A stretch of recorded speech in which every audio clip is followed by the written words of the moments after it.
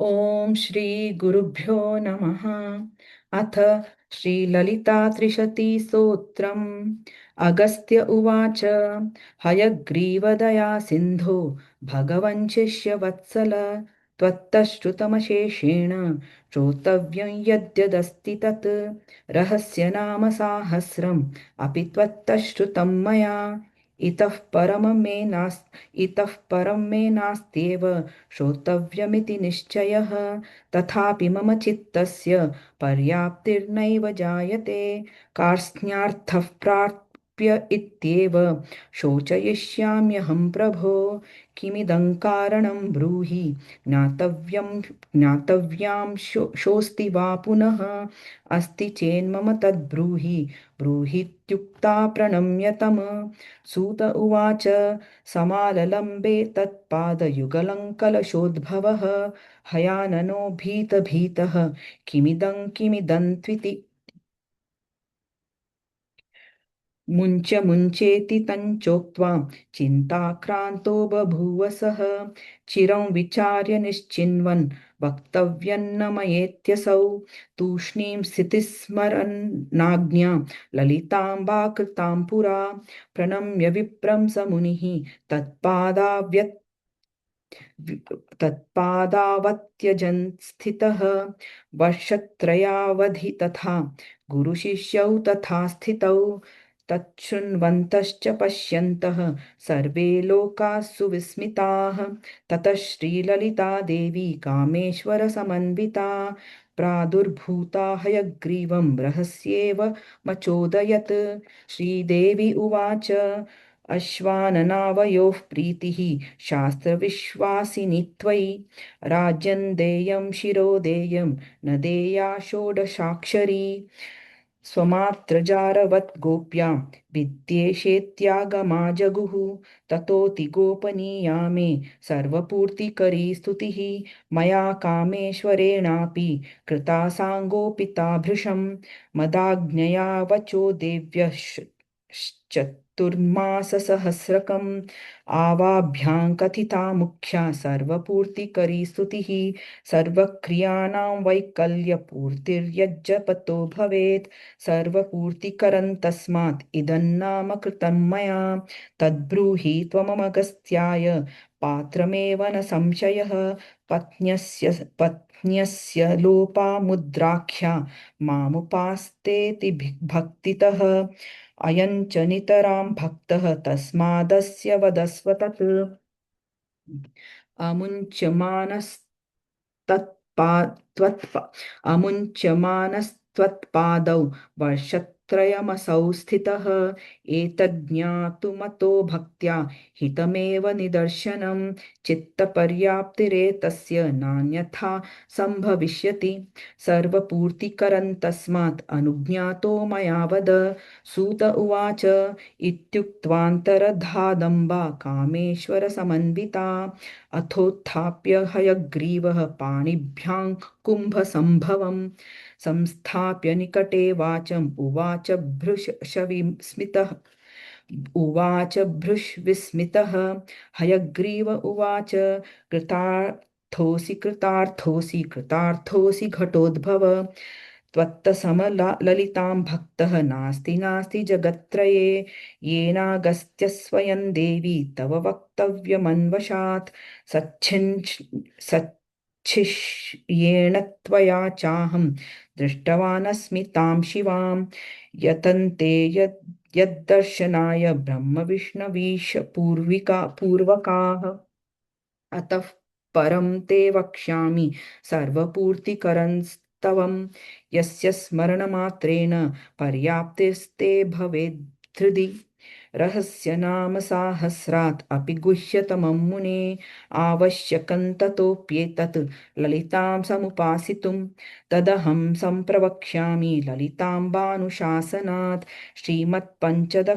श्रीमत्पञ्चदशाक्षर्याः कादिवर्णान् क्रमान् मुने। पृथग्विंशतिनामानि कथितानि घटोद्भव। आहत्य नाम्नां त्रिशती सर्वसम्पूर्तिकरी मुक्तिकारिणी रहस्यातिरहस्यैषा गोपनीया प्रयत्नतः तां शृणु तां शृणुष्व महाभाग सावधानेन चेतसा केवलं नाम बुद्धिस्तेन कार्यातेषु कुम्भज मन्त्रात्मकत्वमेतेषां नाम्नां नामात्वमतापि च तस्मादेकाग्रमनसा श्रोतव्यं च त्वया सदा सूत उवाच इत्युक्त्वा तं हयग्रीवः प्रोचे नाम शतत्रयम् अथ न्यासः अस्य श्रीललिता त्रिशतिस्तोत्रमहामन्त्रस्य भगवान् हयग्रीव ऋषिः अनुष्टुप् छन्दः श्रीललिता महात्रिपुरसुन्दरी देवता ऐं बीजं सौशक्तिः क्लीं कीलकं मम चतुर्विधफलपुरुषार्थे जपे विनियोगः अथ ध्यानम् अतिमधुरचापहस्तामपरिमित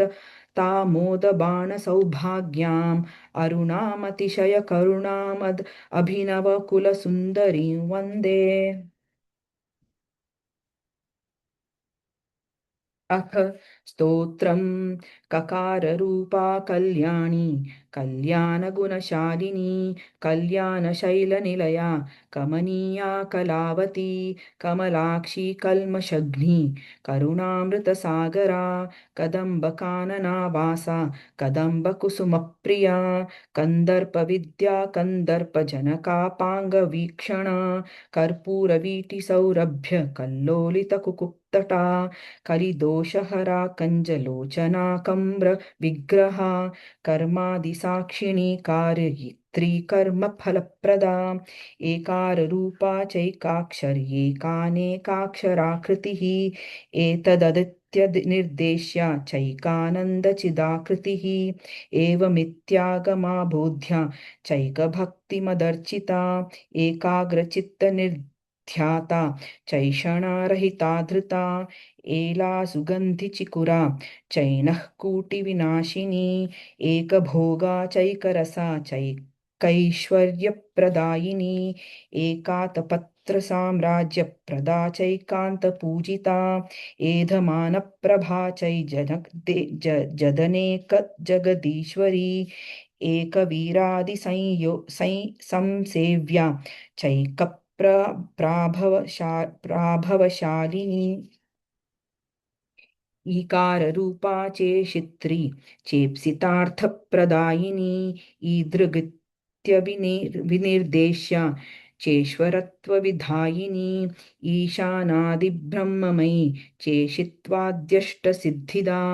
ईक्षित्रीक्षणसृष्टाण्डकोटिरीश्वरवल्लभा ईडिता चेश्वरार्धाङ्ग शरीरे शाधिदेवता ईश्वरप्रेरणकरी चेशताण्डवसाक्षिणी ईश्वरोत्सङ्गनिलया चेतिबाधाविनाशिनी ईहाविराहिता शक्तिरीशत्स्मितानना लकाररूपा ललिता लक्ष्मीवाणी निषेविता लाकिनी ललनारूपा लसद्दाडिमपाटला ललन्तिका लसत्फाला ललाटनयनार्चिता लक्षणोज्ज्वलदिव्याङ्गी कोट्यण्डनायिका लक्ष्यार्था लक्षणागम्या लब्धकामा लतातनुः ललामराजदलिका लम्बिमुक्ता लताञ्चिता लम्बोदरप्रसुर्लभ्या लज्जाड्यालयवर्जिता ह्रीङ्काररूपा ह्रीङ्कारनिलया पद ह्रीङ्काररूपा ह्रीङ्कारनिलया ह्रीं पदप्रिया ह्रीङ्कारबीजा ह्रीङ्कारमन्त्रा ह्रीङ्कारलक्षणा ह्रीङ्कारजपः सुप्रीता ह्रींमती ह्रीं विभूषणा ह्रीं शीला ह्रीं पदाद्राध्या ह्रीं गर्भा ह्रीं पदाभिधा ह्रीङ्कारवाच्या ह्रीङ्कारपूजा ह्रीङ्कारपीठिका ह्रीङ्कारवेद्या ह्रीङ्कारचिन्त्या ह्रीं ह्रीं शरीरिणी हकाररूपा हलधृत् हरिभक्तपूजिता हरिनेक्षणा हरप्रिया हराराध्या हरिब्रह्मेन्द्रवन्दिता हयारूढा सेविताङ्घ्रिर्हयमेधसमर्चिता हर्यक्षवाहना हंसवाहना हतदानवा हत्यादिपापशमनी हरिदश्वादिसेविता हरित्कुम्भो तुङ्गकुचा हरित्कृतिप्रियाङ्गना हरिद्राकुङ्कुमाग्दिग्धा हर्यश्वाद्यमरार्चिता हरिकेशसखी हादिविद्याहालमदालसा सकाररूपा सर्वज्ञा सर्वेशी सर्वमङ्गला सर्वकर्त्री सर्वभर्त्री सर्वहन्त्री सनातना सर्वानद्वद्या सर्वाङ्गसुन्दरी सर्वसाक्षिणी सर्वात्मिक सर्वसौख्यदात्री सर्वविमोहिनी सर्वाधारा सर्वगता सर्वावगुणवर्जिता सर्वारुणा सर्वमाता सर्वभूषणभूषिता ककारार्था कालहन्त्री कामेशी कामितार्थदा कामसञ्जीविनी कल्या कठिनस्तनमण्डला करभोरः कलानाथमुखी कचजिताम्बुदा कटाक्षस्यन्दिकरुणा कपालिप्राणनायिका कारुण्यविग्रहा कान्ता कान्तिधूतजपावलिः कलालापाकम्बुकण्ठी करनिर्जितपल्लवा कल्पवल्ली समभुजा कस्तूरीतिलकाञ्चिता हकारार्था हाटकाभरणोज्ज्वला हारहारी कुचाम्भोगा हाकिनी हल्यवर्जिता हरित्पतिसमाराध्या हठात्कारहतासुरा हर्षप्रदा हविर्भोक्त्री हार्दसन्तमसापहा हल्लीसलास्य सन्तुष्टा हंसमन्त्रार्थरूपिणी हानोपपादाननिर्मुक्ता हर्षिणी हरिसोदरी हा हा हू मुखस्तुत्या हानिवृद्धिविवर्जिता हयङ्गवीण हृदया हरिगोपारुणांशुका लकाराख्यालता पूज्या लयत्स्थित्युद्भवेश्वरी लास्यदर्शनसन्तुष्टा लाभालाभविवर्जिता लङ्घ्येतराज्ञा लावण्यशालिनी लघुसिद्धिदा लाक्षारससवर्णाम्भा लक्ष्मणाग्रजपूजिता लभ्येतरा लब्धभक्ति सुलभा लाङ्गलायुधा लग्नचामरहस्तश्री शारदा परिवीजिता लज्जापदा समाराध्या लम्पटालकुलेश्वरी लब्धमाना लब्धरसा लब्धसम्पत्समुन्नतिः ह्रीङ्कारिणी ह्रीङ्काराध्या ह्रीं मध्या ह्रीं शिखामणिः ह्रीङ्कारकुण्डाग्निशिखा ह्रीङ्कारशशिचन्द्रिका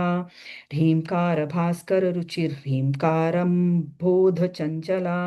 ह्रीङ्कारन्दाण्डकुरिका ह्रीङ्कारैकपरायणा ह्रीङ्कारदीर्घिका हंसी ह्रीङ्कारोद्यानकेकिनी ह्रीङ्कारण्यहरिणी ह्रीङ्काररण्यहरिणी ह्रीङ्कारावालवल्लरी ह्रीङ्कारपञ्जरशुकी ह्रीङ्कारङ्गणदीपिका ह्रीङ्कारकन्दरासिंही ह्रीङ्कारम्भोजभृङ्गिका ह्रीङ्कारसुमनो माध्वी ह्रीङ्कारतरुमञ्जरी सकाराख्या समरसा सकलाङ्गमसंस्तुता सर्वेदान्ततात्पर्यभूमिः सदसदाश्रया सकला सच्चिदानन्दा साध्या सद्गतिदायिनी सनकादिमुनिध्येया सदाशिवकुटुम्बिनी सकालाधिष्ठानरूपा सत्यरूपा समाकृतिः सर्वप्रपञ्चनिर्मात्री समानाधिकवर्जिता सर्वोत्तुङ्गा सङ्गहीना सगुणा सकलेष्टदा ककारिणी काव्यलोला कामेश्वरमनोहरा कामेश्वरप्राणनाडी कामेशोत्सङ्गवासिनी लिङ्गिताङ्गी कामेश्वरसुखप्रदा कामेश्वरप्राण कामेश्वरप्रणयिनी कामेश्वरविलासिनी कामेश्वरतपःसिद्धिः कामेश्वरमनःप्रिया कामेश्वरप्राणनाथा कामेश्वरविमोहिनी कामेश्वरब्रह्मविद्या कामेश्वरगृहेश्वरी कामेश्वरह्लाद कामेश्वराह्लादकरी कामेश्वरमहेश्वरी कामेश्वरी कामकोटिनिलया काङ्क्षितार्थदा लकारिणी लब्धरूपा लब्धदीर्लब्धवाञ्छिता लब्धपापमुनो मनोदूरा लब्धपापमनोदूरा लब्धाहङ्कारदुर्गमा लब्धशक्तिर्लब्धदेहा लब्धैश्वर्यसमुन्नतिः लब्धवृद्धिर्लब्धलीला लब्धयौवनशालिनी लब्धधातिशयः सर्वाङ्गसौन्दर्या लब्धविभ्रमा लब्धरागा लब्धपतिर्लब्धनानागमस्थितिः लब्धभोगा लब्धसुखा लब्धहर्षाभिपूरिता ह्रीङ्कारमूर्तिर्ह्रीङ्कारसौधशृङ्गकपोतिका ह्रीङ्कारदुग्धाब्धिसुधा कमलेन्दिरा ह्रीङ्कारमणिदीपार्चिन् ह्रीङ्कारमणिदीपार्चिर्ह्रीङ्कारतरुशारिका ह्रीङ्कारपेटकमणिर्ह्रीङ्कारदर्शबिम्बिता ह्रीङ्कारकोशासिलता ह्रीङ्कारास्थाननर्तकी ह्रीङ्कारशुक्तिका मुक्ता मणिर्ह्रीङ्कारबोधिता ह्रीङ्कारमयसौवर्ण स्तंभ विद्रुमपत्रिका ह्रीङ्कारवेदोपनिषद् ह्रीङ्काराध्वर दक्षिणा ह्रीङ्कारनन्दनारामा नवकल्पवल् नवकल्पकवल्लरी ह्रीङ्कारहिमवद्गङ्गा ह्रीङ्कार आर्णव कौस्तुभा ह्रीङ्कारमन्त्रसर्वस्वा ह्रीङ्कारपरसौख्यदा अतिमधुरचापहस्तां परिमितमोदबाणसौभाग्याम् अरुणामतिशयकरुणामभिनवकुलसुन्दरीं वन्दे हयग्रीव उवाच इत्येवन्ते मया ख्यातं देव्या नाम शतत्रयं रहस्यातिरहस्यत्वात् गोपनीयं त्वया मुने शिववर्णानि नामानि श्रीदेव्या कथितानि हि शक्त्यक्षराणि नामानि कामेश कथितानि च उभयाक्षरनामानि युम्भाभ्यां कथितानि वै तदैर्यग्रथितं स्तोत्रम् एतस्य सदृशं किमु ज्ञानेन सदृशं स्तोत्रं श्रीदेवी प्रीतिदायकं लोकत्रयेऽपि कल्याणं सम्भवेन्नात्र संशयः सूत उवाच इति हयमुखगीतं स्तोत्रराजन्निशम्य प्रगलितकलुषोऽभूचित्तपर्याप्तिमेत्य निजगुरुमथ नत्वा कुम्भजन्मा तदुक्तं पुनरधिकरहस्यं ज्ञातुमेवञ्जगाद अगस्त्य उवाच अश्वानन महाभाग रहस्यमपि मे वद शिववर्णानि कान्यत्र शक्तिर्वर्णानि कानि हि उभयोरपि वर्णानि कानि वा वद देशिक इति पृष्टः कुम्भजेन हयग्रीवो वदत्पुनः हयग्रीव उवाच तव गोप्यं किमस्तीह साक्षादम्बानुशासनात् इदं त्वतिरहस्यन्ते वक्ष्यामि शृणु कुम्भज एतद्विज्ञानमात्रेण श्रीविद्या सिद्धिदा भवेत् कत्रयं हत्रयं चैव शैवो भागः प्रकीर्तितः शक्त्यक्षराणि शेषाणि ह्रीङ्कार उभयात्मकः एवं विभागमज्ञात्वा ये विद्याजपशालिनः न तेषां सिद्धिदा विद्या कल्पकोटिशतैरपि चतुर्भिः शिवचक्रैश्च शक्तिचक्रैश्च पञ्चभिः नवचक्रैश्च संसिद्धः श्रीचक्रं शिवयोर्वपुः त्रिकोणम् अष्टकोणञ्च दशकोणं द्वयं तथा चतुर्दशारञ्चैतानि शक्तिचक्राणि पञ्च च बिन्दुरु बिन्दुश्च बिन्दुश्चाष्टदलं पद्मं पद्मं षोडशपत्रकं चतुरस्रं च चत्वारि शिववक्राण्य शिवचक्राण्यनुक्रमात् त्रिकोणे बैन्धवं श्लिष्टम् अष्टारेष्टदलाम्बुजं दशारयोः षोडशारं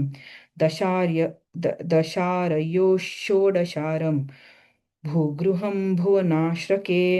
शैवानामपि शाक्तानां चक्राणां च परस्परम् अविनाभावसम्बन्धं यो जानाति स चक्रवित् त्रिकोणरूपिणी शक्तिर्बिन्दुरूपपरशिवः अविनाभावसम्बन्धं तस्माद्बिन्दुत्रिकोणयोः एवं विभागमज्ञात्वा श्रीचक्रं यः समर्चयेत् न तत्फलमवाप्नोति ललिताम्बा न तुष्यति ये च जानन्ति लोकेऽस्मिन् श्रीविद्याचक्रवेदिनः सामान्यवेदिनः सर्वे विशेषज्ञोऽतिदुर्लभः स्वयं विद्याविशेषज्ञः विशेषज्ञं समर्चयेत् तस्मै देयन्ततो ग्राह्यम् अशक्तस्तस्य दापयेत् अन्धं तमः प्रविशन्ति ये विद्यासमुपासते इति श्रुतिरपाहैतान् विद्योपासकान् पुनः विद्यायोपासकानेव निन्दत्यारुणिकी श्रुतिः अश्रुताः सश्रुतासश्च यच्चानो येऽप्ययज्वनः स्वर्यन्तो नापेक्षन्ते इन्द्रमग्निं च ये विदुः सिकता इव संयन्ति रश्मिभिः समुदीरिताः अस्मालोकादमुष्माच्चेत्याह चारण्यकश्रुतिः यस्य नो पश्चिमं जन्म यदि वा शङ्करः स्वयं तेनैव लभ्यते विद्या श्रीमत्पञ्चदशाक्षरी इति मन्त्रेषु बहुधा विद्याया महिमोच्यते मोक्षैकहेतुविद्या तु श्रीविद्या नात्र संशयः न शिल्पादिज अज्ञानयुक्ते विद्वच्छब्दः प्रयुज्यते मोक्षैकहेतुविद्या सा श्रीविद्यैव न संशयः तस्माद् विद्याविदेवात्र विद्वान् विद्वानितीर्यते स्वयं विद्याविदे दद्यात् ख्यापयेत्तद्गुणान् सुधीः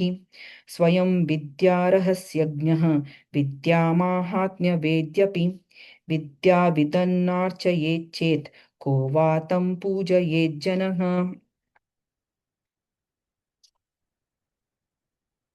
प्रसङ्गादिदमुक्तन्ते प्रकृतं शृणु कुम्भज यः कीर्तयेत् सकृद्भक्त्या दिव्यनामशतत्रयं तस्य पुण्यमहं वक्ष्ये शृणुत्वं कुम्भसम्भव रहस्यनामसाहस्रपाठे यत्फलमीतिरं रहस्यनामसाहस्रपाठे यत्फलमीरितं तत्फलं कोटिगुणितं गुणितमेकनाम जपाद्भवेत् कामेश्वरी कामेशाभ्यां कृतन्नाम शतत्रयं नान्येन तुलयेदेतत् स्तोत्रेणान्यकृतेन च श्रियः परम्परा यस्य भावी वाचोत्तरोत्तरं तेनैव लभ्यते चैतत् पश्चाश्रेयः परीक्षयेत् अस्या नाम्नां त्रिशत्यात्सु महिमा केन वर्णयेत् वर्ण अस्या नाम्नां त्रिशत्यात्सु महिमा केन वर्ण्यते या स्वयं शिवयोर्वक्त्रपद्मभ्यां परिनिसृता नित्यं षोडशसङ्ख्याकान् विप्राणादौ तु भोजयेत् अभ्यक्ताम् अभ्यक्तां स्थिलतैलेन स्नातानुष्णेन वारिणा अभ्यर्च्य गन्धपुष्पाद्यै कामेश्वर्यादिनाम्भिः नामभिः सूपापुष्पैः शर्कराद्यैः पायसैः फलसंयुतैः विद्याविदो विशेषेण भोजयेत् षोडशद्विजा षोडशद्विजान् विद्याविदो विशेषेण भोजयेत् षोडशद्विजान् एवं नित्यार्चनं कुर्यादादौ ब्राह्मणभोजनं त्रिशतीनामभिः पश्याद् ब्राह्मणान् क्रमशोर्चयेत् तैलाभ्याङ्गादिकं दत्त्वा विभवे सति भक्तितः शुक्लप्रतिपदारभ्य पौर्णमास्यवधिक्रमात् दिवसे दिवसे विप्रा भोज्या विंशतिसङ्ख्यया दशभिः पञ्चभिर्वापि त्रिभिरेकेन वादिनैः त्रिशतषष्टिशतं विप्राः सम्भोज्यास्त्रिशतं क्रमात् त्रिषट्षष्टिशतं विप्राः सम्भोज्यास्त्रिशतं क्रमात् एवं यः कुरुते भक्त्या जन्ममध्ये सकृन्नरः तस्यैव सफलं जन्म मुक्तिरस्तस्य करे स्थिरा रहस्यनाम साहस्रभोजनेऽप्येवमेव हि आदौ नित्यबलिं कुर्यात् पश्चाद्ब्रह्मणभोजनं रहस्यनाम साहस्रमहिमायो मयोदितः शशीकराणुरत्रैकनाम्नो महिमवारिधेः वाग्देवी रचिते नाम साहस्ने यद्यदीरितं तत्फलं कोटिगुणितं नाम्नोऽप्येकस्य कीर्तनात् एतदन्यैर्जपैस्तोत्र अर्चनैर्यत्फलं भवेत् तत्फलं कोटिगुणितं भवेन्नाम शतत्रयात् वाग्देवी रचिते स्तोत्रे तादृशो महिमा यदि साक्षात् कामेश कामेशी कृतेनस्मिन् गृह्यतामिति सकृतं सङ्कीर्तनादेव नाम्नान् अस्मिन् शतत्रये भवेत् चित्तस्य पर्याप्तिर्न्यूनमन्यान्पेक्षिणी न ज्ञातव्यमित न ज्ञातव्यमितोऽप्यन्यन् न जप्त्वै च कुम्भज यद्यत् साध्यतमं कार्यं तद्दर्शनं तदर्थमिदं यद्यत् यद्यत् साध्यतमं कार्यं तदर्थमित्थं जपेत् तत्फलमवाप्नोति पश्चात् कार्यं परीक्षयेत् ये ये प्रयोगास्तन्त्रेषु तैस्तैर्यत् साध्यते फलं तत्सर्वं सिद्धि यत् यत् तत्सर्वं सिद्धयति क्षिप्रं नाम त्रिशतकीर्तनात्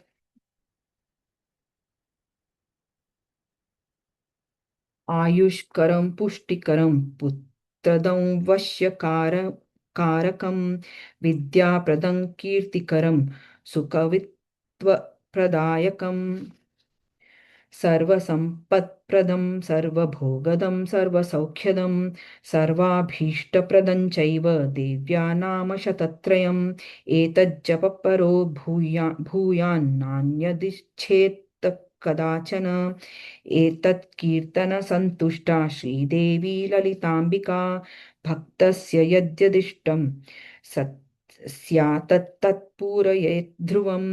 तस्मात् कुम्भोद्भवं मुने कीर्तय त्वमिदं सदा नापरं किञ्चिदपि ते बोधव्यम् अवशिष्यते इति ते कथितं स्तोत्र ललिताप्रीतिदायकं नाविद्या वेदिने ब्रूयान्ना भक्ताय कदाचन न शठाय न दुष्टाय न विश्वासाय कैर्चित् यो ब्रूयात् त्रिंशतिं नाम्ना तस्यानर्थो महान् भवेत् इत्याज्ञा शङ्करी प्रोक्ता तस्माद् गोप्यमिदं त्वया ललिता प्रेरितेनैव मयोक्तं तं स्तोत्रमुत्तमं रहस्यनामसाहस्रादपि गोप्यमिदं मुने सूत उवाच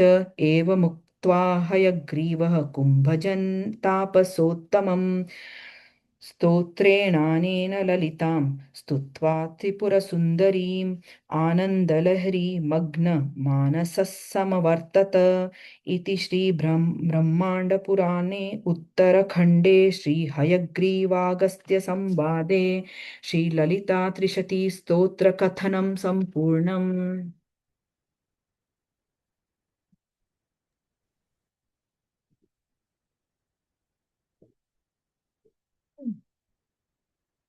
श्री गुरुभ्यो नमः। अथ श्री ललिता त्रिशति स्तोत्रम् पूर्वपीठिका। अगस्त्य उवाच हयग्रीवदया सिन्धो भगवन् शिष्यवत्सल त्वत्तश्रुतमशेषेण श्रोतव्यत्यदस्ति तत् रहस्य नाम साहस्रम् अपि त्वत्तश्रुतं मया इतः परं मे नास्त्येव श्रोतव्यमिति निश्चयः। तथापि मम चित्तस्य पर्याप्तिर्नैव जायते कात्स्नर्यार्थः प्राप्य इत्येव शोचयिष्यामहं प्रभो। किमिदं कारणं ब्रूहि ज्ञातव्यांशोऽस्ति वा पुनः अस्ति चेन्मम तद्ब्रूहि ब्रूहीत्युक्ता प्रणम्यतं। सूत उवाच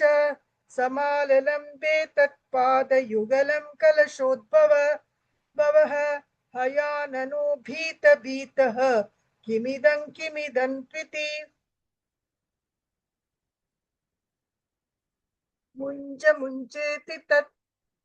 मुञ्जेति तञ्चोक्त्वा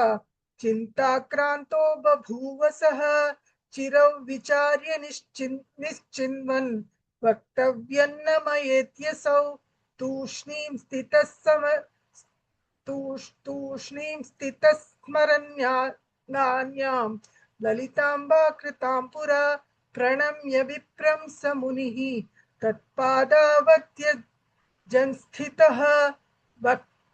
वर्षत्रयावधि तथा गुरुशिष्यौ तथा स्थितौ तच्छृण्वन्तश्च पश्यन्तः सर्वे लोकः सुविस्मिताः। तत्र श्रीललिता देवी कामेश्वर समन्विता प्रादुर्भूता हयग्रीवं रहस्येवमचोदयेत्। श्रीदेवी उवाच अश्वाननावयोः प्रीतिः शस्त्रविश्वासिनी त्वयि राज्यं देयं शिरो देयं न देया षोडशाक्षरी स्वमातृजारवद्गोप्या विद्यैषेत्यागमा जगुः ततो दिगोपनीया मे सर्वपुत्रीकरी स्तुतिः मया कामेश्वरेणापि कृता साङ्गोपिता भृशं मदाज्ञया वचो देव्यश्चतुर्नाम सहस्रकम् आवाभ्यां कथिता मुख्या सर्वपूर्तिकरी स्तुतिः सर्वक्रियाणां वैकल्पपूर्तियज्जपतो भवेत् सर्वपूर्तिकरं तस्मात् इदन्नाम कृतं मया तद्ब्रूहि त्वमगस्त्याय पात्रमेव न संशयः पत्नस्य लोपमुद्राख्या मामुपास्तेति भक्तितः अयं च नितरां भक्तः तस्मादस्य वदस्य तत् अमुञ्चमानस्त्वत्पादौ वर्षत्रयमसौ स्थितः एतज्ज्ञातुमतो भक्त्या हितमेव निदर्शनम् चित्तपर्याप्तिरेतस्य नान्यथा सम्भविष्यति सर्वपूर्तिकरं तस्मात् अनुज्ञातो मया वद। सूत उवाच इत्युक्त्वान्तरधादम्बा कामेश्वरसमन्विता अतोत्थाप्य हयग्रीवः पाणिभ्यां कुम्भसम्भवम् संस्थाप्य निकटे वाचम् उवाच विस्मितः। हयग्रीव उवाच कृतार्थोऽसि कृतार्थोऽसि कृतार्थोऽसि घटोद्भव त्वत्समो ललिता भक्तः नास्ति नास्ति जगत्त्रये येनागस्त्य स्वयं देवी तव वक्तव्यमन्वशात् सच्चिष्येण त्वया चाहं दृष्टवानस्मितां शिवां यतन्ते यद्दर्शनाय ब्रह्म विष्णवीशपूर्वका। अतः परन्ते वक्ष्यामि सर्वपूर्तिकरं स्तवम् यस्य स्मरणमात्रेण पर्योतिप्स्ते भवेद्धृति रहस्य नाम साहस्रात् अपि गुह्यतमं मुने आवश्यकं ततोऽप्येतत् ललितां समुपासितुं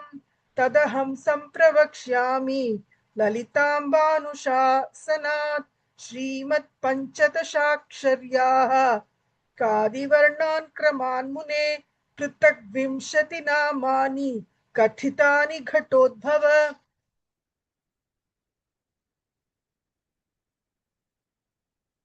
आहत्य नाम्नं त्रिशति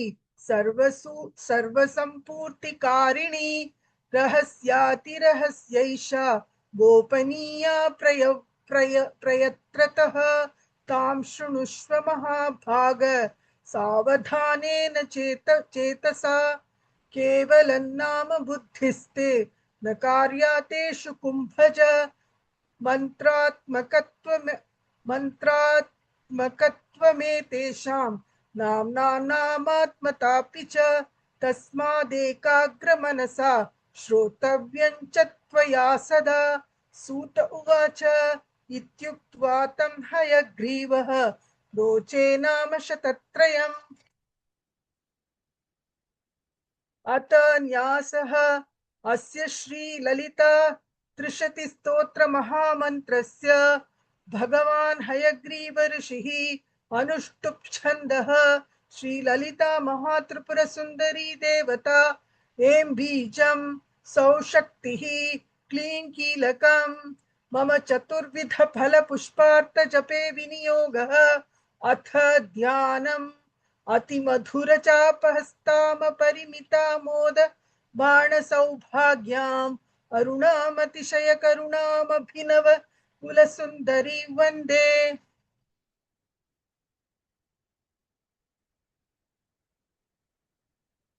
अथ स्तोत्रम् श्रीमद्वाग्भवकूटम् ककाररूपा कल्याणी कल्याणगुणशालिनी कल्याणशैलनिलया कमनीया कलावती कमलाक्षी कल्मषग्नि करुणामृतसागरा कदम्बकानना वासा कदम्बकुसुमप्रिया कंदर्पविद्या कंदर्पजनकापांग वीक्षणा कर्पूरवीटि सौरभ्य कल्लोलित ककुत्तटा कलिदो कलिदोषहरा कंचलोचना कम्र विग्रह कर्मादिसाक्षिणी कारयित्री कर्म फलप्रदा एकार रूपा चैकर्ष्येकानेकाक्षराकृतिः एतदित्यनिर्देश्य चैकानन्दचिदाकृतिः एवमित्यागमा बोध्य चैकभक्तिमदर्चिता एकाग्रचित् निर्धयाता चैषणारहिता धृता येला सुगन्धिचिकुरा चैनः कूटविनाशिनी एक भोगा चैकरसा चैकश्वर्यप्रदायिनी एक एक एक एकातपत्र साम्राज्यप्रदा चैकान्तपूजिता एध्यमानप्रभा चैजदनेक जगदीश्वरी एकवीरादिसंसेव्या चैकप्राभवशालिनी ईकाररूपा चेक्षित्री चेप्सितार्थप्रदायिनी ईदृगीत्य विनिर्देश्य चेश्वरत्वविधायिनी ईशानादिब्रह्ममयी चेषित्वाध्यश्च सिद्धिता ईक्षित्रीक्षण सृष्टाण्डकोटिरीश्वरवल्लभा ईडिता चेश्वरार्धाडगष्टाड ईडिता चेश्वरार्तांग शरीरशादिदेवता ईश्वर प्रेरणकरी चेशतांडव साक्षिणी ईश्वरोत्संग निलया चेति बाधा विनाशिनी ईहा विराहिता चेश शक्तिरीशस्मितानना लकार रूपा ललिता लक्ष्मीवाणी निषेविता लाकिनी ललना रूपा लसध्याडिनी पाटला ललंतिका लसत्फाला ललाटनयनार्चिता लक्षणोज्ज्वल दिव्यांगी लक्षकोट्यण्डनायिका लक्ष्यार्था लक्षणा गम्या लब्धकामा लता तनुः ललामराजतलिका लंबिमुक्ता लतांचिता लंबोदर प्रसूलभ्या लज्जाठ्यालय वर्जिता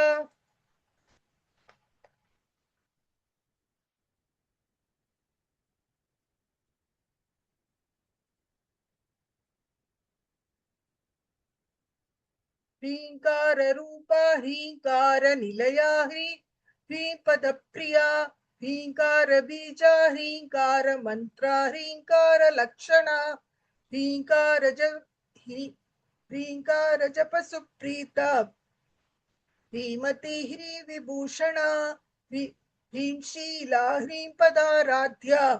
ह्रीं गर्भा ह्रीं पदाभिदा ह्रींकार वाच्या ह्रींकार पूज्या ह्रींकार पीठिका ह्रींकार वेद्या ह्रींकार चिन्त्या ह्रीं ह्रीं शरीरिणी मध्यकूटम हकार रूपा हलधृत पूजिता हरिणेक्षणा हर प्रिया हराराध्या हरिब्रह्मेन्द्र वंदिता हयारूढ़ा सेवितांग्री हयमेद्य समर्चिता हर्यक्ष वाहना हंस वाहना हतदानमा अत्यादिपापशमनी हरिदश्वादिसेविता हस्तिकुंभो तुंगकुचा हस्तिकृति प्रियांगना हरिद्रा कुंकुमादिग्धा हर्यश्वाद्यमरार्चिता हरिकेश सखी आदि विद्याहालामदालसा सकार रूपा सर्वज्ञा सर्वेशी सर्वमंगला सर्वकर्त्री सर्वभर्त्री सर्वहंत्री सनातना सर्वानवध्या सर्वांग सुंदरी सर्वसाक्षिणी सर्वात्मिका सर्वसौख्यदात्री सर्वविमोहिनी सर्वाधारा सर्वगता सर्वावगुणवर्जिता सर्वारुणा सर्वमाता सर्वभूषण भूषिता ककारार्था कालहंत्री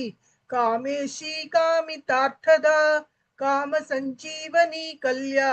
कठिनस्तन मंडला करभोरुः कलानाथ मुखी कचजितांबुदा कटाक्षस्यन्ति करुणा कपाली प्राणनायिका कारुण्य विग्रहा कांता कांतिधूत जपावलिः कलालापा कंपुकंटी करनिर्जित पल्लवा कल्पवल्ली समभुजा कस्तूरी तिलकाञ्चिता हकारात्तहंस हकारात्तहंस गतिर्हाटकाभरणोज्ज्वला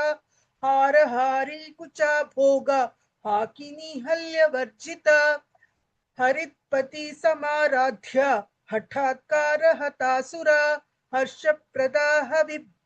हविर्भोक्त्री हार्दसन्तमसाम् हार्दसन्तमसापः हल्लीसलास्य सन्तुष्टा हंसमन्त्रार्थरूपिणी हानोपादान निर्मुक्ता हर्षिणी हरिसोदरी आहाहूहू मुखस्तुत्या हानिवृद्धि विवर्जिता हय हयंग हयंगवीन हृदया हरिगोपारुणाशुका लकाराख्यालता पूज्या लयस्थित्युद्भवेश्वरी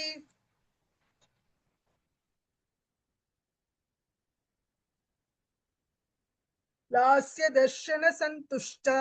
लाभालाभ विवर्जिता लंघ्येत राजलावण्यशालिनी लघु सिद्धिता लाक्षराजस लाक्षराजसवर्णाभा लक्ष्मणाग्रज भूपूजिता लभ्येतरा लब्ध भक्ति सुलभा लंघया युधा लग्न चामरः लग्न चामरहस्तश्री शारदा परिवीजिता लज्जा पद समाराध्य लंपटा लकुलेश्वरी लब्धमाना लब्धरसा लब्ध संपत् समुन्नति ह्रींकारिणी ह्रींकराध्या ह्रीमध्या ह्रीं ह्रीं शिखामणिः ह्रींकार कुंडाग्निशिखा ह्रींकार शशिचंद्रिका ह्रींकार भास्कर रुचिर ह्रींकाराम्भोध चंचला ह्रींकार कांतांकुरिका ह्रींकारैकपरायणा ह्रींकार दीर्घिका हंसी ह्रींकारोधानकेकिनी ह्रींकारारण्यहरिणी ह्रींकारावालवल्लरी ह्रींकार पंचरशुकी ह्रींकारांगणदीपिका ह्रींकार कंदरासिंही ह्रींकाराम्भोजभृङ्गिका ह्रींकार सुमनो माध्वी ह्रींकार तरुमंजरी सकाराख्या समरसा सकलागम संस्तुता सर्ववेदांत तात्पर्य भूमि सदाश्रया सकला सच्चिदानंदा साध्या सद्गतिदायिनी सनकादिमुनुध्येया सदाशिव कुटुंबिनी सकालाधिष्ठान रूपा सत्य रूपा समाकृतिः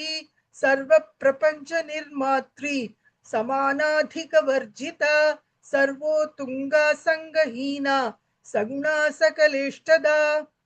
ककारिणी काव्यलोला कामेश्वर मनोहरा कामेश्वर प्राणनाडी कामेशोत्संगवासिनी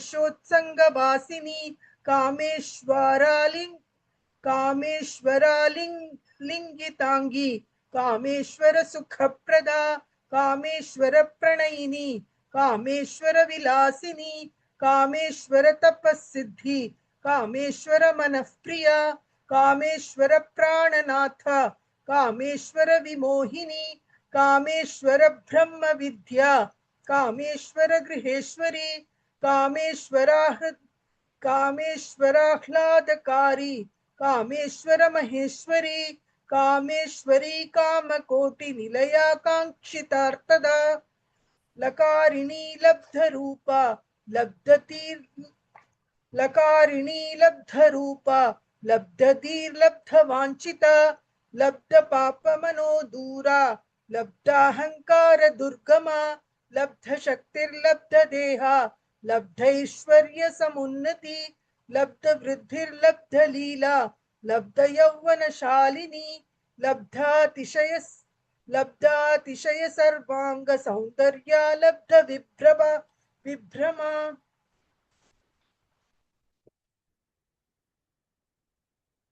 लब्धरागा लब्धपतिर् लब्धरागालब्धपतिर्लब्ध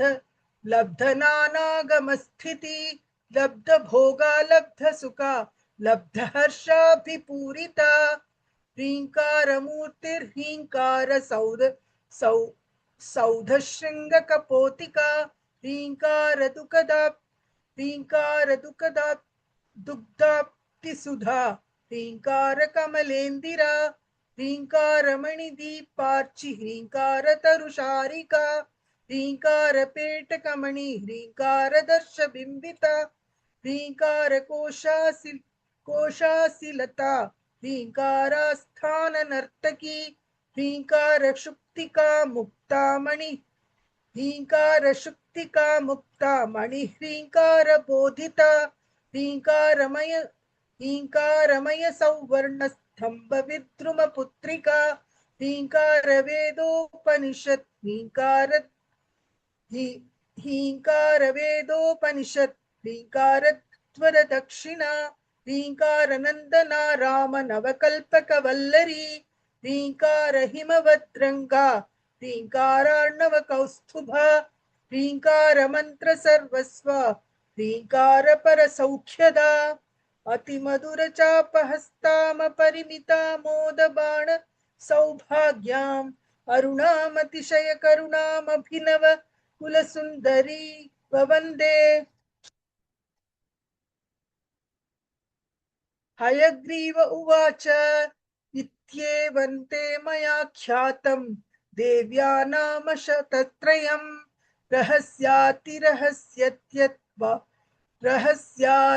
रहस्यातिरहस्यत्वात् गोपनीयं त्वया मुने शिववर्णानि नामानि श्रीदेव्या कथितानि हि शक्त्यक्षराणि नामानि कामेश कथितानि च उभयाक्षरनामानि ह्लुभाभ्यां कथितानि वै तदन्यैर्ग्रथितं स्तोत्रम् एतस्य सदृशं किमु ज्ञानेन सदृशं स्तोत्रं श्रीदेवी प्रीतिदायकं लोकत्रयेऽपि कल्याणं सम्भवेन्नात्र संशयः सूत उवाच इति हयमुखगीतं स्तोत्रराजन्निशम्य प्रगलितकलुषोद्भूषितपर्याप्तिमेत्य निजगुरुमथनत्वा कुम्भजन्मा तदुक्तं पुनरधिकरहस्यं ज्ञातुमेवं जगाद अगस्त्य उवाच अश्वानन महाभाग रहस्यमपि मे वद शिववर्णानि कान्यत्र शक्तिवर्णानि कानि हि उभयोरपि वर्णानि कानि वा वद देशिक इति पृष्टः कुम्भजेन हयग्रीवो वदत् पुनः हयग्रीव उवाच तव गोप्यं किमस्तीह साक्षादम्बानुशासनात् इदं त्वतिरहस्यन्ते वक्ष्यामि शृणु कुम्भज एतद्विज्ञानमात्रेण श्रीविद्या सिद्धिता भवेत् कत्रयं हृदयं चैव शैवो भागः प्रकीर्तितः शक्त्यक्षराणि शेषाणि ह्रीङ्कार उभयात्मकः एव विभागमज्ञात्वा ये विद्या जपशालिनः न तेषां सिद्धिदा विद्या कल्पकोटिशतैरपि चतुर्भिः शिवचक्रैश्च शक्तिचक्रैश्च पञ्चभिः नवचक्रैश्च संसिद्धिं श्रीचक्रं शिवयोर्वपुः त्रिकोणमश्चकोणञ्च दशकोणद्वयं तथा चतुर्दशारञ्चैतानि शक्तिचक्राणि पञ्च च बिन्दुष्वाश्चदलं पद्मं षोडशपत्रकं चतुरश्रं च चत्वारि शिवचक्राण्युक्रमात् त्रिकोणे बैन्दवं सृष्टम् अष्टारेष्टदलाम्बुजम् दशारयोः षोडशारम् भूगृहं भुवनाश्रके शैवानामपि शाक्तानां चक्राणां च परस्परम् अविनाभावसम्बन्धं यो जानाति स चक्रवित् त्रिकोणरूपिणी शक्तिर्बिन्दुरूपपरशिवः अविनाभावसम्बन्धं तस्माद्बिन्दुत्रिकोणयोः एव विभागमज्ञात्वा श्रीचक्रय्यः समर्चयेत् न तत्फलमवाप्नोति ललिताम्बा न तुष्यति ये च जानन्ति लोकेऽस्मिन् श्रीविद्याचक्रवेदिनः सा सामान्यवेदिनः सर्वे विशेषज्ञोऽति दुर्लभः स्वयं विद्याविशेषज्ञः विशेषज्ञं समर्चयेत् तस्मै देयं ततो ग्राह्यम् अशक्तस्य अशक्तस्तस्य दापयेत् अन्धं तमः प्रविशन्ति ये विद्यां समुपासते इति श्रुतिपाहैतान् विद्योपासकान् पुनः विद्यान्योपासकानेव निन्दत्यारुणिकी श्रुतिः अश्रुता शश्रुता सश्च यज्जानो येऽप्ययज्वनः स्वयर्यन्तो नापेक्षन्ते इन्द्रमग्निं च ये विदुः सिकता इव संयन्ति रश्मिभिः समुदीरिताः अस्मान् लोकात् मुष्माच्चेत्याह चारण्यकश्रुतिः यस्य नो पश्चिमं जन्म यदि वा शङ्करः स्वयं तेनैव लभ्यते विद्या श्रीमत्पञ्चदशाक्षरी इति मन्त्रेषु बहुधा विद्याया महिमोच्यते मोक्षैकहेतुविद्या तु श्रीविद्या नात्र संशयः न शिल्पादिज्ञानयुक्ते विद्वच्छब्दः प्रयुज्यते मोक्षैकहेतुविद्या सा श्रीविद्यैव न संशयः तस्माद्विद्याविदेवात्र विद्यानितीर्यते स्वयं विद्याविदेदत्यात्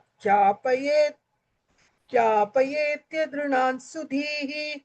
स्वयं विद्यारहस्यज्ञः विद्यामाहात्म्यवेद्यपि विद्याविदन्नार्चयेच्चेत् को वा तं पूजयेत् जनः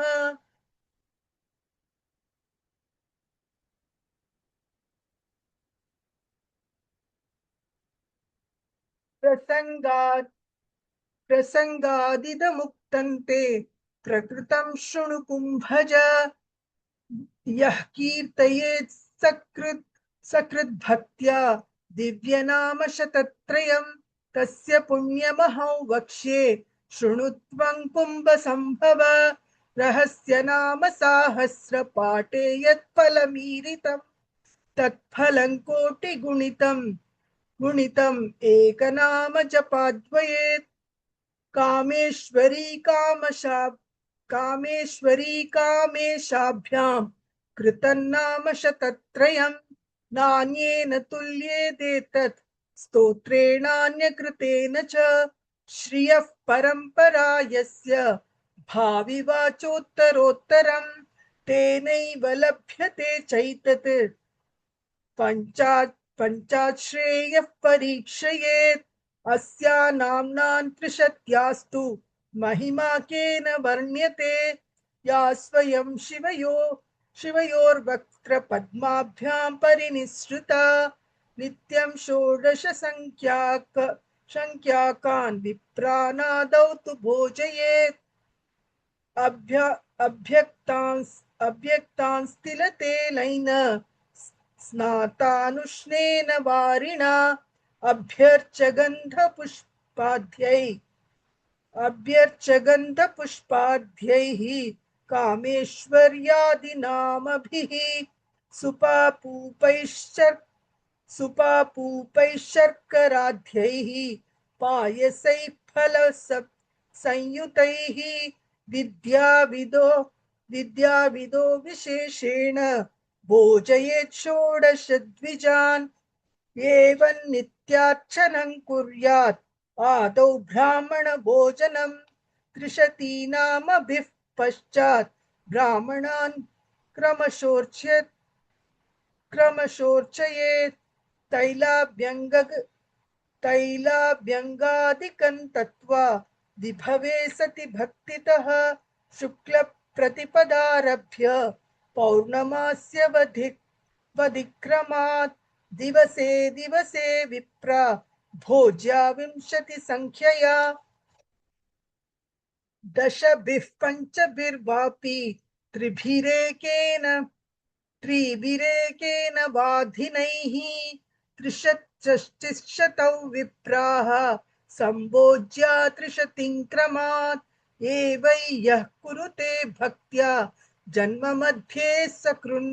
सकृन्नरः तस्यैव सफलं जन्म मुक्तिस्तस्य करे स्थिरा रहस्य नाम साहस्रभोजनेऽप्येवमेव हि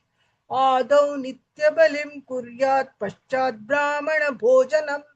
रहस्य नाम साहस्रमहिमा यो मयोदितः शशीकर शशीकराणु शशीकराणुरत्रैकनाम्नो महिमवारिधेः वाग्देवी रचिते नाम साहस्रे यद्यदीरितं तत्फलं कोटिगुणितं नाम्नोऽप्येकस्य कीर्तनात् एतद्धन्यै जपैः स्तोत्रैरर्चनैर्यत्फलं भवेत् तत्फलं कोटिगुणितं भवेन्नाम शतत्रयात् वाग्देवी रचिते स्तोत्रे तादृशो महिमा यदि साक्षात् कामेश कामाक्षि कृतेऽस्मिन् गुह्यतामिति सुकृत्सङ्कीर्तनादेव नाम्नस्मिन् शतत्रये भवेत् चित्तस्य पर्याप्तिं न्यूनमन्यानपेक्षिणी न ज्ञातव्यमितोऽप्यन्यन् न चप्तव्यं च कुम्भज यद्यत् साध्यतमं कार्य तत्तदर्थमिदं जपेत् तत्तफलमवाप्नोति पञ्चात्कार्यपरीक्षयेत् ये प्रयोगास्तन्त्रेषु ते स्थैर्यत् साध्यते फलं तत्सर्वं सिद्ध्यति क्षिप्रं नाम कीर्तनात्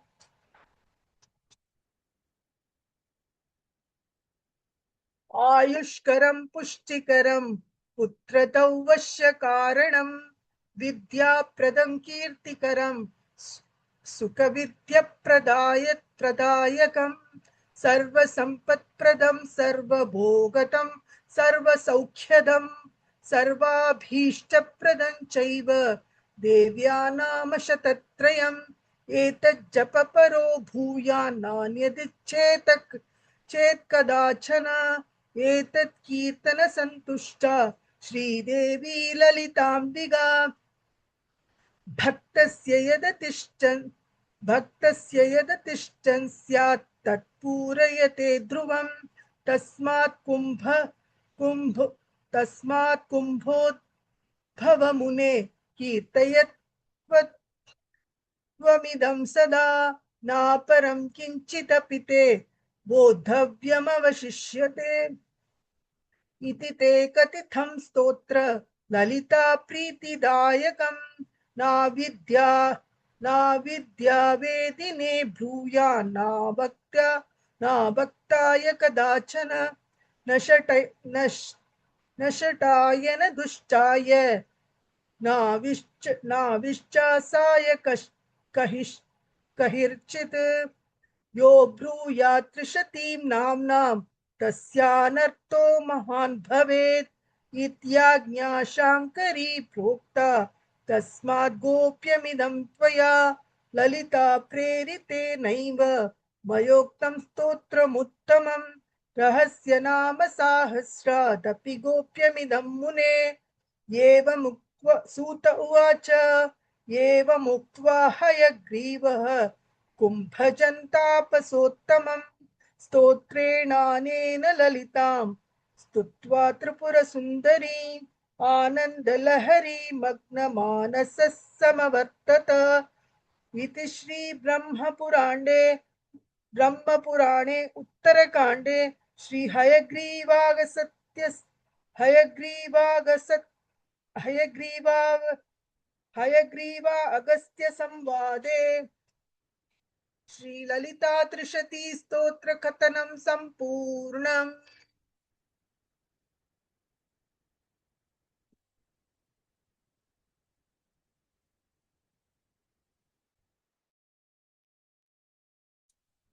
ओम श्री गुरुभ्यो नमः। हरि ओम। अथ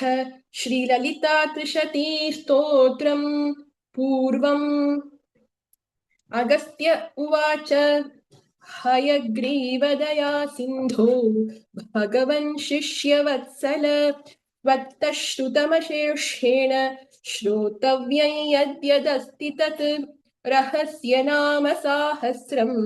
अपि त्वत्तः श्रुतं मया इतः परं मे नास्त्येव श्रोतव्यमिति निश्चयः तथापि मम चित्तस्य पर्याप्तिर्नैव जायते कार्त्स्न्यार्थः प्राप्य इत्येव सोचयिष्यामहं प्रभो किमिदं कारणं ब्रूहि ज्ञातव्यांशोऽस्ति वा पुनः अस्ति चेन्मम तद्ब्रूहि ब्रूहीत्युक्ता प्रणम्यतम् सूत उवाच समाललम्बे त्वत्पादयुगलं कलशोद्भवः हयाननो भीतः किमिदं त्विति मुञ्चेति तञ्चोक्त्वा चिन्ताक्रान्तो बभूवसः चिरं विचार्य निश्चिन्वन् वक्तव्यं न मयेत्यसौ तूष्णीं स्थितः स्मरन्नाज्ञां ललिताम्बाकृतां पुरा प्रणम्य विप्रं स मुनिः तत्पादावत्यजन् स्थितः वर्षत्रयावधि तथा गुरुशिष्यौ तथा स्थितौ तच्छृण्वन्तश्च पश्यन्तः सर्वे लोकाः सुविस्मिताः तत्र श्रीललिता देवी कामेश्वरसमन्विता प्रादुर्भूता हयग्रीवं रहस्येमचोदयेत् श्रीदेवी उवाच अश्वाननवयोः प्रीतिः शास्त्रविश्वासिनि त्वयि राज्यं देयं शिरो देयं न देया षोडशाक्षरी स्वमातृजारवत् गोप्या विद्यैष्येत्यागमा जगुः ततोति गोपनीया मे सर्वपूर्तिकरी स्तुतिः मया कामेश्वरेणापि कृता साङ्गोपिता भृशम् मदाज्ञया वचो देव्यश्चतुर्नाम सहस्रकम् आवाभ्यां कथिता मुख्या सर्वपूर्तिकरी स्तुतिः सर्वक्रियाणां वैकल्यपूर्तिर्यज्जपतो भवेत् सर्वपूर्तिकरं तस्मात् इदं नाम कृतं मया तद्ब्रूहि त्वमगस्त्याय पात्रमेव न संशयः पत्न्यस्य लोपामुद्राख्या मामुपास्तेति भक्तितः अयं च नितरां भक्तः तस्मादस्य वदस्व तत् अमुञ्चमानस्त्वत्पादौ वर्षत्रयमसौ स्थितः एतज्ज्ञातुमतो भक्त्या हितमेव निदर्शनम् चित्तपर्याप्तिरेतस्य नान्यथा सम्भविष्यति सर्वपूर्तिकरं तस्मात् अनुज्ञातो मया वद सूत उवाच इत्युक्त्वान्तरधादम्बा कामेश्वरसमन्विता अथोत्थाप्य हयग्रीवः पाणिभ्यां कुम्भसम्भवम् संस्थाप्य निकटे वाचम् उवाच भृशविस्मितः हयग्रीव उवाच कृतार्थोऽसि कृतार्थोऽसि कृतार्थोऽसि घटोद्भव त्वत्समो ललिता भक्तः नास्ति नास्ति जगत्त्रये येनागस्त्य स्वयं देवी तव वक्तव्यमन्वशात् सच्छिष्येण त्वया चाहं दृष्टवानस्मि तां शिवां यतन्ते यद्दर्शनाय ब्रह्मविष्णुवेषपूर्वकाः अतः परं ते वक्ष्यामि सर्वपूर्तिकरं स्तवम् यस्य स्मरणमात्रेण पर्याप्तिस्ते भवेद्धृति रहस्य नाम साहस्रात् अपि गुह्यतमं मुने आवश्यकं ततोऽप्येतत् ललितां समुपासितुं तदहं सम्प्रवक्ष्यामि ललितां भानुशासनात् श्रीमत्पञ्चदशाक्षर्याः कादिवर्णान् क्रमान् मुने पृथक् विंशतिनामानि कथितानि घटोद्भव आहत्य नाम्नान्त्रिशति सर्वसम्पूर्तिकारिणी रहस्यातिरहस्यैषा गोपनीया प्रयत्नतः तां शृणुष्व महाभाग सावधानेन चेतसा केवलं नाम बुद्धिस्ते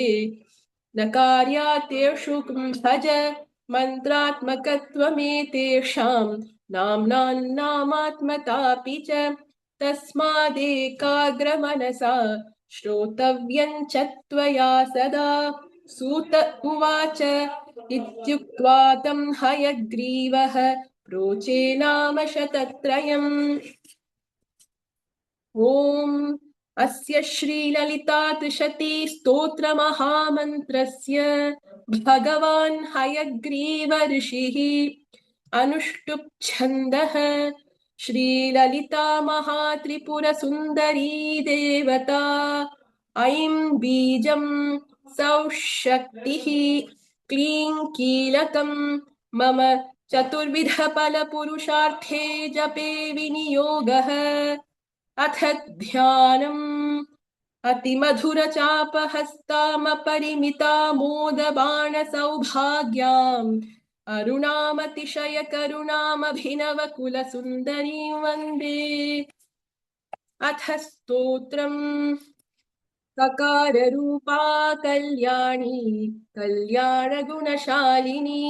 कल्याणशैलनिलया कमनीया कलावती कमलाक्षी कल्मषघ्नी करुणामृतसागरा कदम्बकाननावासा कदम्बकुसुमप्रिया कन्दर्पविद्या कन्दर्पजनका पाङ्गवीक्षणा कर्पूरवीटी सौरभ्यकल्लोलितककुप्तटा कलिदोषहरा कञ्जलोचना कम्रविग्रहा कर्मादिसाक्षिणीकार इत्री कर्मफलप्रदा एकाररूपा चैकाक्षरी एकानेकाक्षराकृतिः एतत्तदित्यनिर्देश्य चैकानन्दचिदाकृतिः एवमित्यागमा बोध्या चैकभक्तिमदर्चिता एकाग्रचित्तनिर्ध्याता चैषणा रहिता धृता एला सुगन्धिचिकुरा चैनः कूटविनाशिनी एकभोगा चैकरसा चैकैश्वर्यप्रदायिनी एकातपत्रसाम्राज्यप्रदा चैकान्तपूजिता एधमालप्रभा चैजगनेकजगदीश्वरी एकवीरादिसंसेव्या चैकप्राभवशालिनी ईकाररूपा चेशित्री चेप्सितार्थप्रदायिनी ईदृगित्यविनिर्देश्य चेश्वरत्वविधायिनी ईशानादिब्रह्ममयी चेशित्वाद्यष्टसिद्धिदा ईक्षित्रीक्षणसृष्टाण्डकोटिरीश्वरवल्लभा ईडिता चेश्वरार्धाङ्गशरीरेशाधिदेवता ईश्वरप्रेरणकरी चेशताण्डवसाक्षिणी ईश्वरोत्सङ्गनिलया चेतिबाधा विनाशिनी ईहा विराहिता चेशशक्तिरीशत्स्मितानना लकाररूपा ललिता लक्ष्मीवाणी निषेविता लाकिनी ललनारूपा लसद्दाडिमपाटला ललन्तिका लसत्फाला ललाटनयनार्चिता लक्षणोज्ज्वलदिव्याङ्गी लक्षकोट्यण्डनायिका लक्ष्यार्था लक्षणागम्या लब्धकामालतातनुः ललामराजतलिका लम्बिमुक्तालकाञ्चिता लम्बोदरप्रसूर्लभ्या लज्जाढ्यालयवर्जिता ह्रीङ्काररूपा ह्रीङ्कारनिलया ह्रीङ्पदा प्रिया ह्रीङ्पदप्रिया ह्रीङ्कारबीजा ह्रीङ्कारमन्त्रा ह्रीङ्कारलक्षणा ह्रीङ्कारजपसुप्रीता ह्रीमती ह्रीं विभूषणा ह्रीं शीला ह्रीं पदाराध्या ह्रीं गर्भा ह्रीं पदाभिधा ह्रीङ्कारवाच्या ह्रीङ्कारपूज्या ह्रीङ्कारपीठिका ह्रीङ्कारवेद्या ह्रीङ्कारचिन्त्या ह्रीं ह्रीं शरीरिणी हकाररूपा हलधृत्पूजिता हरिणेक्षणा हरप्रिया हराराध्या हरिब्रह्मेन्द्रवन्दिता हर हयारूढा सेविताङ्घ्रिर्हयमेधसमर्जिता हर्यक्षवाहना हंसवाहना हतदानवा हत्यादिपापशमनी हरिदश्वादिसेविता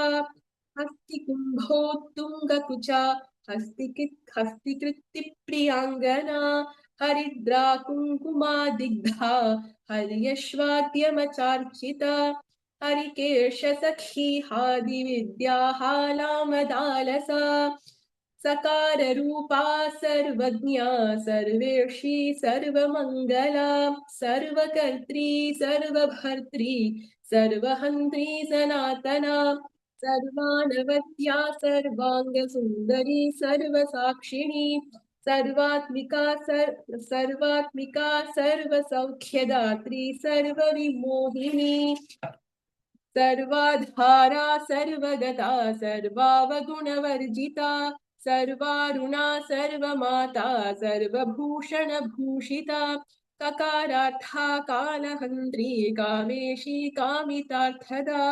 कामसञ्जीविनी कल्या कठिनस्तनमण्डला करभोरुः कलानाथमुखी कचचिताम्बुदा कटाक्षस्यन्दिकरुणा कपालि प्राणनायिका कारुण्यविग्रहा कान्ता कान्तिधूतजपावलिः कलालापा कम्बुकण्ठी करनिर्जितपल्लवा कल्पवल्ली समभुजा कस्तूरी तिलकाञ्चिता हकारार्था हंसगतिर्हाटकाभरणोज्ज्वला हारहारिकुचा भोगा हाकिनी हल्यवर्जिता हरित्पतिसमाराध्या हठात्कारहतासुरा हर्षप्रदा हविर्भोक्त्री हार्दसन्तमसापः हल्लीसलास्य सन्तुष्टा हंसमन्त्रार्थरूपिणी हालोपादाननिर्मुक्ता हर्षिणी हरित्सोदरी हा हा हू मुखस्तुत्या हानिवृद्धिविवर्जिता अय्यङ्गवीना हृदया हरिगोपारुणांशुका लकाराख्या लता पूज्या लयस्थित्युद्भवेश्वरी लास्यदर्शनसन्तुष्टा लाभालाभविवर्जिता लङ्घेतरा ज्ञानावण्यशालिनी लघुसिद्धिदा लाक्षारससवर्णाभा लक्ष्मणाग्रज पूजिता लभ्येतरा लब्धभक्तिसुलभा लाङ्गलायुधा लग्नचामरहस्तश्री शारदा परिवीजिता लज्जापदसमाराध्या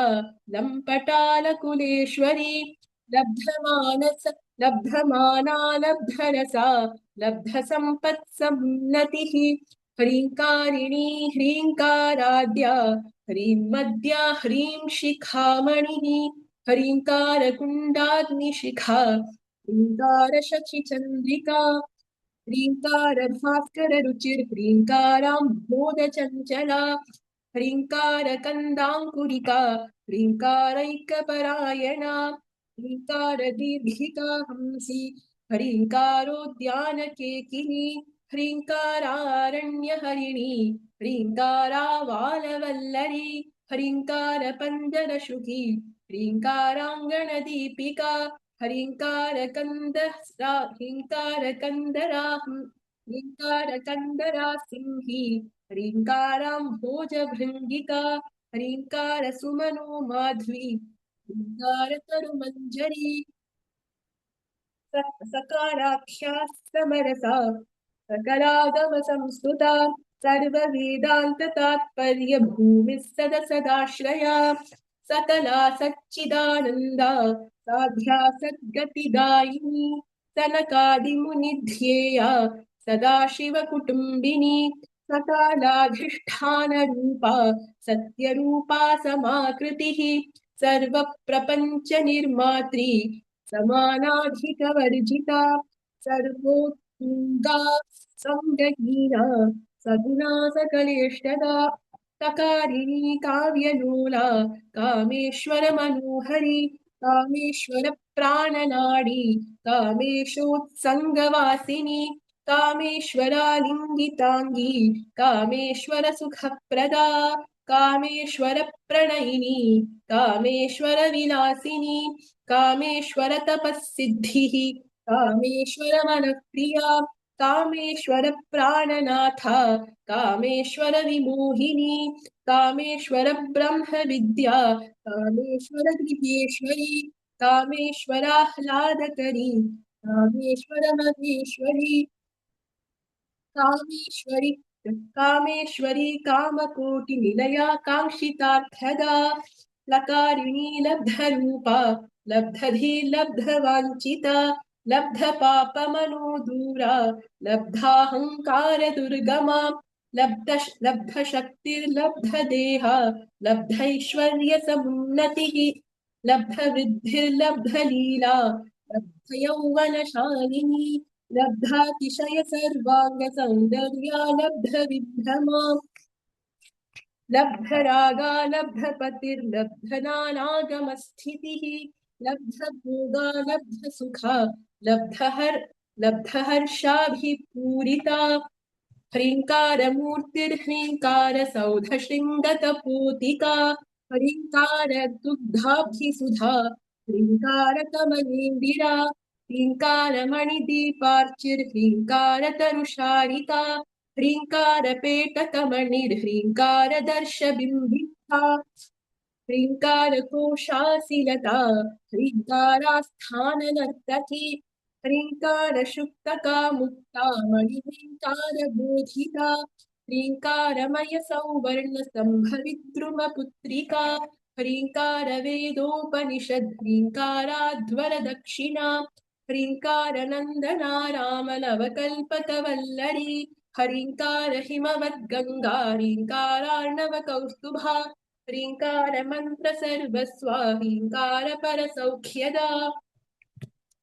अतिमधुरचापहस्तामपरिमिता मोदबाणसौभाग्याम् करुणामतिशयकरुणामभिनवकुलसुन्दरीं वन्दे हयग्रीव उवाच इत्येवन्ते मया ख्यातम् देव्या नाम शतत्रयम् रहस्यातिरहस्यत्वाद् गोपनीयम् त्वया मुने शिववर्णानि नामानि श्रीदेव्या कथितानि हि शक्त्यक्षराणि नामानि तावेश कथितानि च उभयाक्षरनामानि उभाभ्यां कथितानि वै तदन्यैर्ग्रथितं स्तोत्रम् एकस्य सदृशं किमु ज्ञानेन सदृशं स्तोत्रम् श्रीदेवी प्रीतिदायकम् लोकत्रयेऽपि कल्याणम् सम्भवेन्नात्र संशयः सूत उवाच इति हयमुखगीतं स्तोत्रराजन्निशम्य प्रगलिततनुषो भूचित्तपर्याप्तिमेत्य निजगुरुमथनत्वां भजन्नाथदुःखम् पुनरधिकरहस्यज्ञातुमेवं जगाद अगस्त्य उवाच अश्वानन महाभाग रहस्यमपि मे वद शिववर्णानि कान्यत्र शक्तिवर्णानि कानि हि उभयोरपि वर्णानि कानि वा वद देशिका इति पृष्टः कुम्भजेन हयग्रीवो वदत्पुनः हयग्रीव उवाच तव गोप्यं किमस्तीह साक्षादम्बानुशासनात् इदं त्वतिरहस्यन्ते वक्ष्यामि शृणु कुम्भज एतद् विज्ञानमात्रेण श्रीविद्या सिद्धिदा भवेत् तत्रयं हद्वयं चैव शैलो भागः प्रकीर्तितः शक्त्यक्षराणि शेषाणि हरिकार उभयात्मकः एवं विभागमज्ञात्वा ये विद्याजपशालिनः तेषां सिद्धिदा विद्या कल्पकोटिशतैरपि चतुर्भिः शिवचक्रैश्च शक्तिचक्रैश्च पञ्चभिः नवचक्रैश्च संसिद्धम् श्रीचक्रं शिवयोर्वपुः त्रिकोणमष्टकोणं च पशुकोणद्वयं तथा चतुर्दशानं चैतानि शक्तिचक्राणि पञ्च च बिन्दुश्चाष्टदलं पद्मं षोडशपत्रकं चतुरश्रं च चत्वारि शिवचक्राण्यनुक्रमाति त्रिकोणे वैन्दवं श्लिष्टम् अष्टारेष्टदलाम्बुजं दशालयो षोडशारं गुणनाशके शैवानामपि शाक्तानां चक्राणां च परस्परम् अविनाभावसम्बन्धं यो जानाति स चक्रवित् त्रिकोणरूपिणी शक्तिः परशिवः अविनाभावसम्बन्धं तस्माद्बिन्दुत्रिकोणयोः एवं विभागमज्ञात्वा चक्रय्यस्य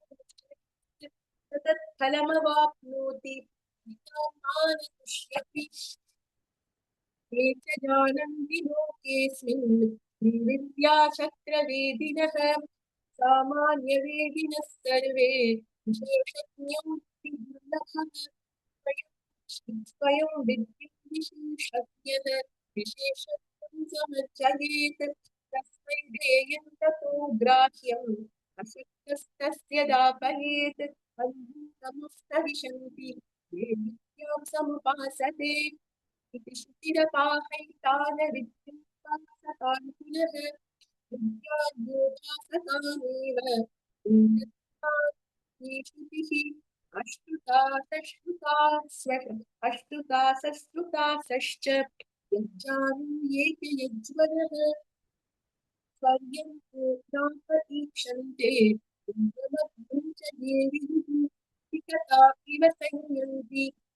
तस्मुदीरिताः तस्माल्लोकादमुष्मां चेत्याह चारण्यकश्रुतिः यस्य नो पश्चिमं जन्म यदि वा शङ्कर स्वयं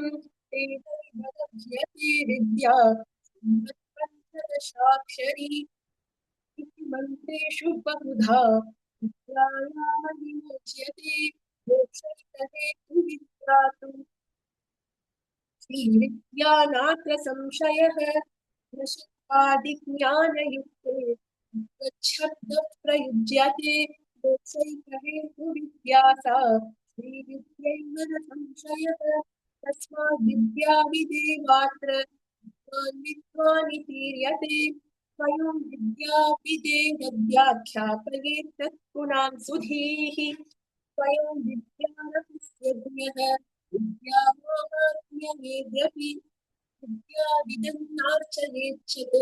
यो वाक्यं पूजयेज्जनः प्रसङ्गादिदमुत्पन्ने अद्भुतं शृणुतु भज यः कीर्तयेत् सकृद्भक्त्या दिव्यनामशतत्रयम् तस्य पुण्यमहं वक्ष्ये श्रुत्वं पुंससम्भवम् रहस्य नाम साहस्रपाठे यत्परजीवितम् तत्फलं कोटिगुणितमेकनाम जपात् भवेत् कामेश्वरी कामेशाभ्यां कृतन्नामशतत्रयम् नान्येन तदीदेतत् स्तोत्रेणान्यकृतेन च श्रियः परम्परा यस्य आदिवाचोत्तरोत्तरम् उत्तरोत्तरम् लक्ष्यते चैतत् पश्चात् श्रेयः परीक्षयेत् अस्या नाम्नां द्विषत्यास्तु महिमा केन वर्ण्यते या स्वयं शिवयोर्वक्त्रपद्माभ्यां परिनिःसृता नित्यं षोडशसहस्रान् निद्रामाणं पूजयेत् अभ्यक्तां स्थिरतैलेन स्नातानुष्ठेन वारिणा यस्य गन्धपुष्पाद्यैः कामेश्वर्यादिनामभिः पूपैः शर्कराद्यैः पायसैः फलसंयुतैः विद्याविदोदिशियुष्वेन योजयेत् षोडशविधान् नित्यार्चन एवं नित्यार्चनं कुर्यादादौ ब्राह्मणभोजनम् शतीनाम पश्चात् ब्राह्मणान् प्रवशोचयेत्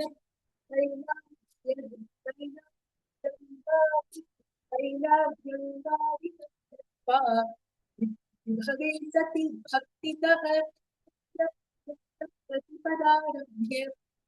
मास्यवधिक्रमात् दिवसे विप्रा योजारुंशति संख्यया वर्षभिर्पञ्चभिर्वापि मुञ्जीकेन वादिनैः विंशतिषष्टिशतं विप्राः भोज्यास्त्रिंशत्पञ्चमात् एवं निष्ठिभक्त्या जन्ममध्ये स तु नरः तस्यैव सफलं जन्म मृत्युस्तस्य करे स्थिरः तस्य नाम साहस्रभोजनेत्येवमेव हि आदौ नित्यबलिं कुर्यात् पश्चात् ब्राह्मणभोजनम् तस्य नाम साहस्रमहिमायो मयोदितः दशकरानुरत्रैकनाम्नो महिमविव्याहारिधेः वाग्देवी रचिते नाम साहस्रेण वाग्देवी रचिते नाम साहस्रे यस्य जीवितं तत्फलं कोटिगुणितं रामोऽपि तस्य कीर्तनात् एतद् एतद् एतदन्यैर्जपैः स्तोत्रैरर्चनैर्यत्फलं भवेत् फलं कोटिगुणितं फलेनामशतत्रयात् वाग्देवी रचते वाग्देवी रचिते स्तोत्रे तादृशो महिमा यदि साक्षात् कामेश कामेशी कृतेऽस्मिन् साक्षात् कामेश कामेशी कृतेऽस्मिन् दृष्टितामिति सङ्कीर्तनादेव नाम्नाम्नस्मिन् शतत्रये भवेच्चित्तस्य पर्याप्तिर्न्यूनमन्यानपेक्षिणी प्रज्ञातव्यमितोऽप्यन्यत् चित्तव्यञ्च भज प्रत्यक्षाद्यतमं तदर्थं जन्मते तत्फलमवाप्नोति पश्चात् कार्यं परीक्षयेत् देवी प्रयोगास्पदेषु तत्सर्वं सिद्ध्यति क्षिप्रम् सति कीर्तनात् आयुष्करं पुष्टिकरं पुत्रदं वश्यकारकं विद्यापदं कीर्तिकरं विश्वप्रदायकं सर्वसम्पत्प्रदं सर्वभोगदं सर्वसौख्यदं सर्वाभीष्टप्रदं चैव देहिमनामशतत्रयम् एतज्जपपरो भूयान्नान्यदिच्छेत् कदाचन कीर्तनसन्तुष्टा श्रीदेवी ललिताम्बिका भक्तस्य यद्यदिष्टं स्यात् तत्तत्तं जयते ध्रुवम् तस्मात् कुम्भोद्धवमुने विषयत्वं सदा चापरं किञ्चिदपि ते योक्तव्यमवशिष्यते एकचित्तं स्तोत्रम् अमिताभीष्टदायकम्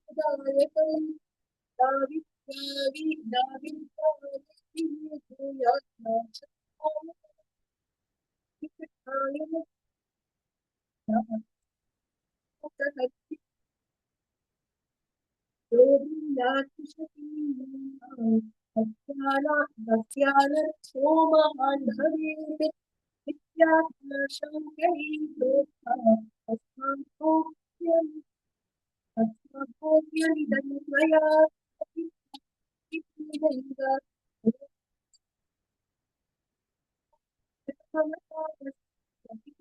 इदं मुने च तापसूत्रं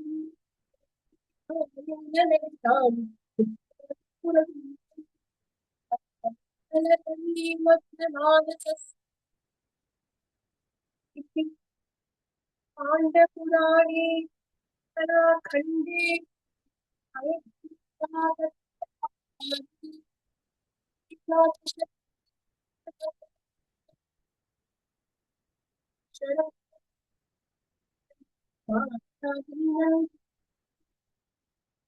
क्षम्यतां देवी